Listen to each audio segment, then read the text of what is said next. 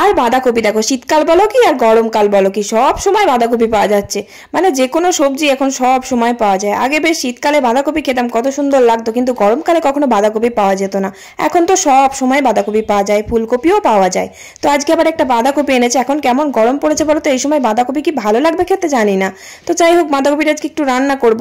তো ভাতটা আগে রান্না করে নিলাম, তারপর একটু কুমড়োর পকোড়া ভেজে নিলাম বেসন দিয়ে, তারপর একটা ডিম ভাজলাম। আর এই যে বাঁধাকপিটা জিরে আদা বাটা দিয়ে বাঁধাকপিটা রান্না করে নিলাম, একটু গরম মশলা দিয়েছি। আর মাছের মুড়ো দিয়ে বাঁধাকপি খেতে একটু বেশি ভালো লাগে, তবে আজকে মাছ না, আজকে মাংস এনেছে, তাই জন্য মাছ থাকলে মাছের মুড়োটা বাঁধাকপির মধ্যে দিয়ে দিতাম।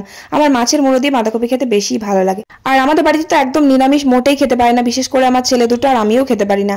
তো তার জন্য মাংসটা নিয়ে আসা, রোজই বলতে পারো আমাদের বাড়িতে মাংস রান্না হয়েই যায়। তো মাংসটা একটু আলু দিয়ে মাখো মাখো করে রান্না করলাম, ব্যাস রান্না শেষ করে কড়াইটা মেজে উপরে এসে জামা কাপড় ছিল কয়েকটা কাচাকুচি করলাম, দিয়ে চান করে খেতে বসলাম। ভালো লাগলে একটা লাইক করো। টাটা।